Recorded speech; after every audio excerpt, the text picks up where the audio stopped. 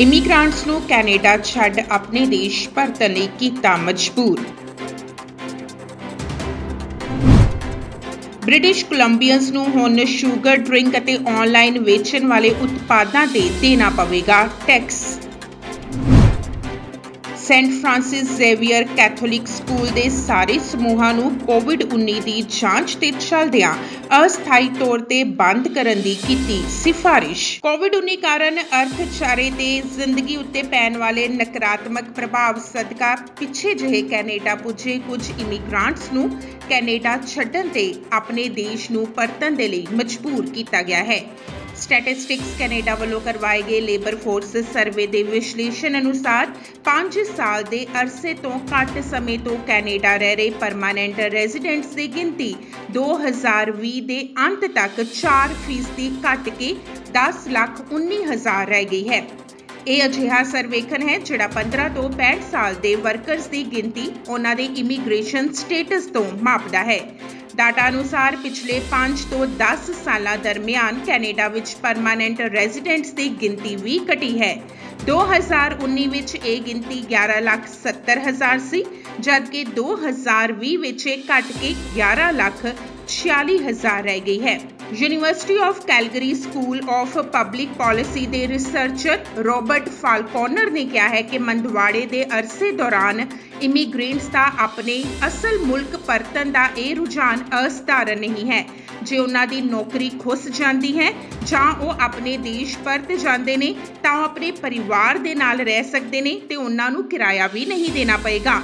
ਉੱਥੇ ਉਹਨਾਂ ਨੂੰ ਸੋਸ਼ਲ ਕਨੈਕਸ਼ਨ ਵੀ ਮਿਲ ਸਕਦੇ ਨੇ। ਉਹਨਾਂ ਕਿਹਾ ਹੈ ਕਿ ਜਿਹੜੇ ਪਿਛਲੇ ਸਾਲ ਆਪਣੇ ਦੇਸ਼ ਪਰਤ ਗਏ ਨੇ, ਜੇ ਅਰਥਚਾਰਾ ਜਲਦੀ ਲੀਹ ਉੱਤੇ ਨਹੀਂ ਆਉਂਦਾ ਤਾਂ ਸ਼ਾਇਦ ਉਹ ਕੈਨੇਡਾ ਪਰਤਣ ਹੀ ਨਾ। ਜਿੰਨਾ ਲੰਮਾ ਸਮਾਂ ਉਹ ਆਪਣੇ ਦੇਸ਼ ਰਹਿਣਗੇ ਉਨਾ ਹੀ ਇਸ ਗੱਲ ਦੀ ਉਮੀਦ ਘਟ ਜਾਂਦੀ ਹੈ ਕਿ ਉਹ ਕੈਨੇਡਾ ਵਾਪਸ ਪਰਤਣਗੇ। 1 ਅਪ੍ਰੈਲ ਤੋਂ ਬ੍ਰਿਟਿਸ਼ ਕੋਲੰਬੀਅਨਸ ਨੂੰ ਸ਼ੂਗਰ ਡਰਿੰਕ ਅਤੇ ਆਨਲਾਈਨ ਵੇਚਣ ਵਾਲੇ ਭਾਅ ਉਤਪਾਦਾਂ ਤੇ ਸੂਬਾਈ ਵਿਕਰੀ ਟੈਕਸ ਦੇਣਾ ਪਏਗਾ। ਇਹ ਐਨਡੀਪੀ ਸਰਕਾਰ ਦੇ 2020 ਦੇ ਬਜਟ ਵਿੱਚ ਕੀਤੇ ਟੈਕਸ ਉਪਾਵਾਂ ਵਿੱਚ ਸ਼ਾਮਲ ਨੇ, ਪਰ ਕੋਵਿਡ-19 ਮਹਾਮਾਰੀ ਕਾਰਨ ਹੁਣ ਲਾਗੂ ਹੋਣਗੇ। ਤਬਦੀਲੀਆਂ ਦੇ ਤਹਿਤ ਪੀਐਸਟੀ ਨੂੰ ਕਾਰਬੋਨੇਟਡ ਪੀਣ ਵਾਲੇ ਪਦਾਰਥਾਂ ਤੇ ਲਾਗੂ ਕੀਤਾ ਜਾਏਗਾ, ਜਿਸ ਵਿੱਚ ਚੀਨੀ, ਕੁਦਰਤੀ ਮਿੱਠੇ ਜਾਂ ਨਕਲੀ ਮਿੱਠੇ ਸ਼ਾਮਲ ਹੁੰਦੇ ਨੇ। ਇਸ ਵਿੱਚ ਵਿਕਰੇਤਾ ਮਸ਼ੀਨ ਰਾਹੀਂ ਜਾਂ soda gun, fountain pop machine ਜਾਂ ਸਮਾਨ ਉਪਕਰਨ ਦੁਆਰਾ ਵੇਚੇ ਗਏ ਡਰਿੰਕ ਸ਼ਾਮਲ ਨੇ। ਈ-ਕਾਮਰਸ ਕਾਰੋਬਾਰ, ਸਟ੍ਰੀਮਿੰਗ ਪਲੇਟਫਾਰਮ ਅਤੇ ਬ੍ਰਿਟਿਸ਼ ਕੋਲੰਬੀਆ ਤੋਂ ਬਾਹਰ ਸਥਿਤ ਡਿਜੀਟਲ ਸੌਫਟਵੇਅਰ ਅਤੇ ਦੂਰ ਸੰਚਾਰ ਦੇ ਵਿਕਰੇਤਾ ਨੂੰ ਵੀ ਅਗਲੇ ਮਹੀਨੇ ਤੋਂ ਸ਼ੁਰੂ ਹੋਣ ਵਾਲੇ ਪੀਐਸਟੀ ਨੂੰ ਰਜਿਸਟਰ ਕਰਨ ਅਤੇ ਇਕੱਤਰ ਕਰਨ ਦੀ ਜ਼ਰੂਰਤ ਹੋਏਗੀ ਜੇ ਉਹਨਾਂ ਕੋਲ BC $10,000 ਤੋਂ ਵੱਧ ਰੈਵਨਿਊਜ਼ ਨੇ।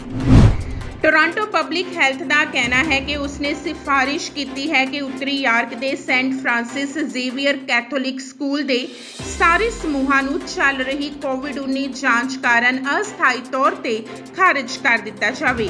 ਸਿਹਤ ਏਜੰਸੀ ਨੇ ਟਵਿੱਟਰ ਤੇ ਐਲਾਨ ਕੀਤਾ ਹੈ ਕਿ ਉਹ ਕਮਿਊਨਿਟੀ ਨੂੰ ਮੁੜ ਖੋਲ੍ਹਣ ਦੀ ਤਾਰੀਖ ਬਾਰੇ ਜਾਣਕਾਰੀ ਦਿੰਦੇ ਰਹਿਣਗੇ। ਟੋਰਾਂਟੋ ਕੈਥੋਲਿਕ ਜ਼ਿਲ੍ਹਾ ਸਕੂਲ ਬੋਰਡ ਨੇ ਪੁਸ਼ਟੀ ਕੀਤੀ ਹੈ ਕਿ ਸਕੂਲ ਨੂੰ ਅਸਥਾਈ ਤੌਰ ਤੇ ਡਿਸਮਿਸਡ ਕਰ ਦਿੱਤਾ ਜਾਏਗਾ। ਬੋਰਡ ਦੇ ਇੱਕ ਬੁਲਾਰੇ ਨੇ ਕਿਹਾ ਹੈ ਕਿ ਟੈਸਟਿੰਗ ਨੂੰ ਅੰਤਿਮ ਰੂਪ ਦਿੱਤਾ ਜਾ ਰਿਹਾ ਹੈ, ਪਰ ਫਿਲਹਾਲ ਇਹ ਕੇਸ ਕੋਵਿਡ-19 ਵੇਰੀਐਂਟ ਨਾਲ ਜੁੜੇ ਨਹੀਂ ਜਾਪਦੇ। ਵੈਬਸਾਈਟ ਅਨੁਸਾਰ ਇਸ ਸਮੇਂ ਸਕੂਲ ਵਿੱਚ 11 ਕਿਰਿਆਸ਼ੀਲ ਕੇਸ ਨੇ, ਜਿਨ੍ਹਾਂ ਵਿੱਚੋਂ 8 ਵਿਦਿਆਰਥੀ ਅਤੇ 3 ਸਟਾਫ ਮੈਂਬਰ ਸ਼ਾਮਲ ਨੇ। ਬੋਰਡ ਦੇ ਅਧੀਨ ਆਉਂਦੇ ਹੋਰ ਸਾਰੇ ਸਕੂਲ ਖੁੱਲ੍ਹੇ ਰਹਿਣਗੇ ਕਿਉਂਕਿ ਸਾਰਿਆਂ 'ਚ ਹੀ ਕੋਵਿਡ-19 ਦੇ 5 ਤੋਂ ਘੱਟ ਕੇਸ ਨੇ। ਕੋਵਿਡ-19 ਕਾਰਨ ਅਰਥਚਾਰੇ ਤੇ ਜ਼ਿੰਦਗੀ ਉੱਤੇ ਪੈਣ ਵਾਲੇ ਨਕਾਰਾਤਮਕ ਪ੍ਰਭਾਵ ਸਦਕਾ ਪਿੱਛੇ ਜਿਹੇ ਕੈਨੇਡਾ ਪੁੱਜੇ ਕੁਝ ਇਮੀਗ੍ਰਾਂਟਸ ਨੂੰ ਕੈਨੇਡਾ ਛੱਡਣ ਤੇ ਆਪਣੇ ਦੇਸ਼ ਨੂੰ ਪਰਤਣ ਦੇ ਲਈ ਮਜਬੂਰ ਕੀਤਾ ਗਿਆ ਹੈ। ਸਟੈਟਿਸਟਿਕਸ ਕੈਨੇਡਾ ਵੱਲੋਂ ਕਰਵਾਏ ਗਏ ਲੇਬਰ ਫੋਰਸ ਸਰਵੇ ਦੇ ਵਿਸ਼ਲੇਸ਼ਣ ਅਨੁਸਾਰ 5 ਸਾਲ ਦੇ ਅਰਸੇ ਤੋਂ ਘੱਟ ਸਮੇਂ ਤੋਂ ਕੈਨੇਡਾ ਰਹਿ ਰਹੇ ਪਰਮਾਨੈਂਟ ਰੈਜ਼ੀਡੈਂਟਸ ਦੀ ਗਿਣਤੀ 2020 ਦੇ ਅੰਤ ਤੱਕ 4% ਘਟ ਕੇ 10,19,000 ਰਹਿ ਗਈ ਹੈ। ਇਹ ਅਜਿਹਾ ਸਰਵੇਖਣ ਹੈ ਜਿਹੜਾ 15 ਤੋਂ 65 ਸਾਲ ਦੇ ਵਰਕਰਸ ਦੀ ਗਿਣਤੀ ਉਹਨਾਂ ਦੇ ਇਮੀਗ੍ਰੇਸ਼ਨ ਸਟੇਟਸ ਤੋਂ ਮਾਪਦਾ ਹੈ। ਡਾਟਾ ਅਨੁਸਾਰ ਪਿਛਲੇ 5 ਤੋਂ 10 ਸਾਲਾਂ ਦਰਮਿਆਨ ਕੈਨੇਡਾ ਵਿੱਚ ਪਰਮਾਨੈਂਟ ਰੈਜ਼ੀਡੈਂਟਸ ਦੀ ਗਿਣਤੀ ਵੀ ਘਟੀ ਹੈ। 2019 ਵਿੱਚ ਇਹ ਗਿਣਤੀ 11,70,000 ਸੀ, ਜਦਕਿ 2020 ਵਿੱਚ ਇਹ ਘਟ ਕੇ 11,46,000 ਰਹਿ ਗਈ ਹੈ। University of Calgary school of public policy ਦੇ ਰਿਸਰਚਰ ਰੋਬਰਟ ਫਾਲਕੋਨਰ ਨੇ ਕਿਹਾ ਹੈ ਕਿ ਮੰਦਵਾੜੇ ਦੇ ਅਰਸੇ ਦੌਰਾਨ ਇਮੀਗ੍ਰੈਂਟਸ ਦਾ ਆਪਣੇ ਅਸਲ ਮੁਲਕ ਪਰਤਣ ਦਾ ਇਹ ਰੁਝਾਨ ਅਸਧਾਰਨ ਨਹੀਂ ਹੈ। ਜੇ ਉਹਨਾਂ ਦੀ ਨੌਕਰੀ ਖੁੱਸ ਜਾਂਦੀ ਹੈ ਜਾਂ ਉਹ ਆਪਣੇ ਦੇਸ਼ ਪਰਤ ਜਾਂਦੇ ਨੇ ਤਾਂ ਉਹ ਆਪਣੇ ਪਰਿਵਾਰ ਦੇ ਨਾਲ ਰਹਿ ਸਕਦੇ ਨੇ ਤੇ ਉਹਨਾਂ ਨੂੰ ਕਿਰਾਇਆ ਵੀ ਨਹੀਂ ਦੇਣਾ ਪਏਗਾ। ਉੱਥੇ ਉਹਨਾਂ ਨੂੰ ਸੋਸ਼ਲ ਕਨੈਕਸ਼ਨ ਵੀ ਮਿਲ ਸਕਦੇ ਨੇ।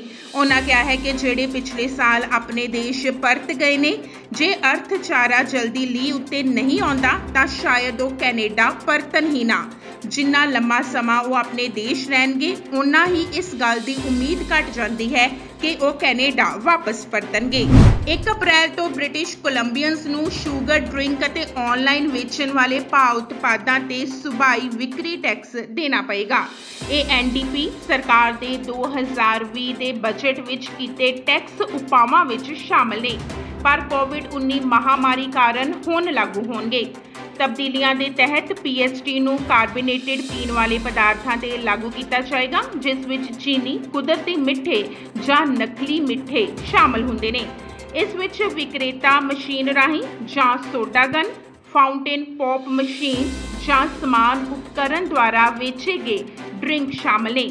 ਈ-ਕਾਮਰਸ ਕਾਰੋਬਾਰ, ਸਟ੍ਰੀਮਿੰਗ ਪਲੇਟਫਾਰਮ ਅਤੇ ਬ੍ਰਿਟਿਸ਼ ਕੋਲੰਬੀਆ ਤੋਂ ਬਾਹਰ ਸਥਿਤ ਡਿਜੀਟਲ ਸੌਫਟਵੇਅਰ ਅਤੇ ਦੂਰ ਸੰਚਾਰ ਦੇ ਵਿਕਰੇਤਾ ਨੂੰ ਵੀ ਅਗਲੇ ਮਹੀਨੇ ਤੋਂ ਸ਼ੁਰੂ ਹੋਣ ਵਾਲੇ ਪੀਐਸਟੀ ਨੂੰ ਰਜਿਸਟਰ ਕਰਨ ਅਤੇ ਇਕੱਤਰ ਕਰਨ ਦੀ ਜ਼ਰੂਰਤ ਹੋਏਗੀ, ਜੇ ਉਹਨਾਂ ਕੋਲ BC $10,000 ਤੋਂ ਵੱਧ ਰੈਵਨਿਊਜ਼ ਨੇ। ਟੋਰਾਂਟੋ ਪਬਲਿਕ ਹੈਲਥ ਦਾ ਕਹਿਣਾ ਹੈ ਕਿ ਉਸਨੇ ਸਿਫਾਰਿਸ਼ ਕੀਤੀ ਹੈ ਕਿ ਉੱਤਰੀ ਯਾਰਕ ਦੇ Saint Francis Xavier Catholic school ਦੇ ਸਾਰੇ ਸਮੂਹਾਂ ਨੂੰ ਚੱਲ ਰਹੀ ਕੋਵਿਡ-19 ਜਾਂਚ ਕਾਰਨ ਅਸਥਾਈ ਤੌਰ ਤੇ ਖਾਰਜ ਕਰ ਦਿੱਤਾ ਜਾਵੇ। ਸਿਹਤ ਏਜੰਸੀ ਨੇ ਟਵਿੱਟਰ ਤੇ ਐਲਾਨ ਕੀਤਾ ਹੈ ਕਿ ਉਹ ਕਮਿਊਨਿਟੀ ਨੂੰ ਮੁੜ ਖੋਲ੍ਹਣ ਦੀ ਤਾਰੀਖ ਬਾਰੇ ਜਾਣਕਾਰੀ ਦਿੰਦੇ ਰਹਿਣਗੇ। ਟੋਰਾਂਟੋ ਕੈਥੋਲਿਕ ਜ਼ਿਲ੍ਹਾ ਸਕੂਲ ਬੋਰਡ ਨੇ ਪੁਸ਼ਟੀ ਕੀਤੀ ਹੈ ਕਿ ਸਕੂਲ ਨੂੰ ਅਸਥਾਈ ਤੌਰ ਤੇ ਡਿਸਮਿਸਡ ਕਰ ਦਿੱਤਾ ਜਾਏਗਾ। ਬੋਰਡ ਦੇ ਇੱਕ ਬੁਲਾਰੇ ਨੇ ਕਿਹਾ ਹੈ ਕਿ ਟੈਸਟਿੰਗ ਨੂੰ ਅੰਤਿਮ ਰੂਪ ਦਿੱਤਾ ਜਾ ਰਿਹਾ ਹੈ, ਪਰ ਫਿਲਹਾਲ ਇਹ ਕੇਸ ਕੋਵਿਡ-19 ਵੇਰੀਐਂਟ ਨਾਲ ਜੁੜੇ ਨਹੀਂ ਜਾਪਦੇ। ਵੈਬਸਾਈਟ ਅਨੁਸਾਰ ਇਸ ਸਮੇਂ ਸਕੂਲ ਵਿੱਚ 11 ਕਿਰਿਆਸ਼ੀਲ ਕੇਸ ਨੇ, ਜਿਨ੍ਹਾਂ ਵਿੱਚੋਂ 8 ਵਿਦਿਆਰਥੀ ਅਤੇ 3 ਸਟਾਫ ਮੈਂਬਰ ਸ਼ਾਮਲ ਨੇ। ਬੋਰਡ ਦੇ ਅਧੀਨ ਆਉਂਦੇ ਹੋਰ ਸਾਰੇ ਸਕੂਲ ਖੁੱਲ੍ਹੇ ਰਹਿਣਗੇ ਕਿਉਂਕਿ ਸਾਰਿਆਂ 'ਚ ਹੀ ਕੋਵਿਡ-19 ਦੇ 5 ਤੋਂ ਘੱਟ ਕੇਸ ਨੇ।